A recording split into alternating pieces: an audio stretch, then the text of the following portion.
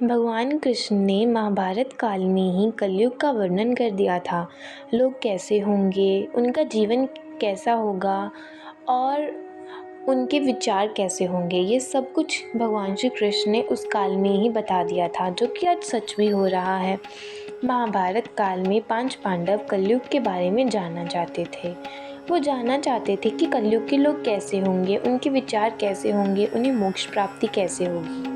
ये प्रश्न लेकर वो भगवान कृष्ण जी के पास गए और भगवान श्री कृष्ण जी ने उन्हें कहा कि तुम वन में जाओ और वन में जाकर तुम जो भी वहाँ पर देखो वो मुझे आकर विस्तार से बता देना।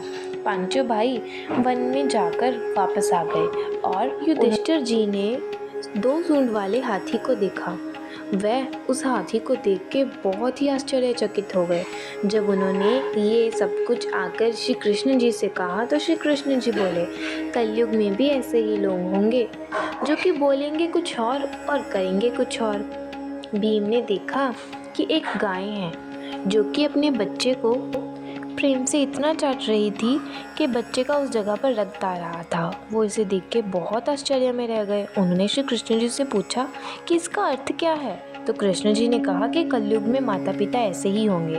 वे अपने बच्चे को इतना आसक्त कर देंगे कि ममता के कारण उनका बच्चे का विकास ही रुक जाएगा। यदि किसी और का बच्चा साधु बन जाएगा तो वे दर्शन करने जाएंगे, पर अगर उनका खुद का पुत्र ऐसे काम करेगा, साधु बन जाएगा, भक्ति करेगा, तो वे दुखी हो जाएंगे और उदास हो जाएंगे। वे रोएंगे ये सोचकर कि उनका बच्चा ये किस मार्ग पर जा रहा है। वे खुद चाहेंगे कि उनका बच्चा मोह माया में जाए और इसकी वजह से उस बच्चे का जीवन वहीं नर्क हो जाएगा। भगवान ने वास्तविकता बताते हुए कहा कि उनके पुत्र उनके नहीं होंगे, अपनी पत्नियों के हो जाएंगे। उनकी पुत्रियां वो भी उनकी नहीं होंगी, वे अपने पति की अमानत हो जाएंगी। अर्जुन एक पक्षी को देखा जिस पक्षी के पंखों पर वेद लिखे हुए थे, पर वह पक्षी एक मनुष्य का मांस खा रहा था। अर्जुन इसे देख के बहुत हैरान रह गया। इस बात का अर्थ समझाते हुए भगवान श्री कृष्ण ने कहा कि कलयुग में ऐसे ही लोग होंगे। वे देखने में तो विद्वान कहे जाएंगे, लेकिन वह इस चीज़ का इंतज़ार करेंगे कि कब कोई व्यक्ति मर जाए और उस व्यक्ति की संपत्ति उसके हाथ आ जाए। वे बहुत लालची होंगे। उनके पास खुद चाहे बहुत संपत्ति होगी, पर उनकी नज़र दूसरों की संपत्ति पर रहेगी। वास्तविक संत कलयुग में बहुत कम मिलेंगे। नकुल ने देखा कि एक भारी चट्टान है जो कि पहाड़ के ऊपरी सिरे से नीचे आ रही है।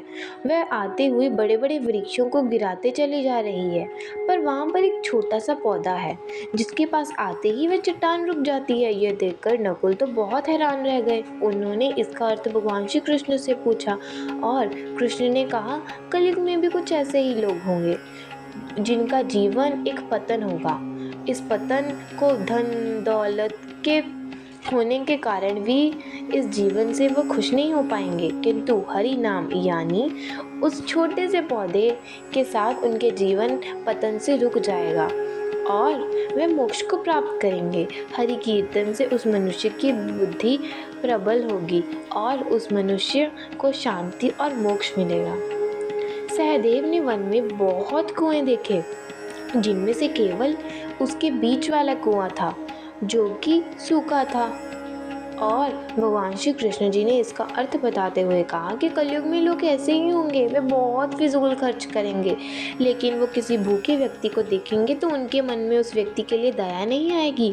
वे व्यक्ति को देखकर उसकी सहायता करने के बारे में नहीं सोचेंगे। उनकी उस व्यक्ति की सहायता करने में रुचि ही नहीं होगी।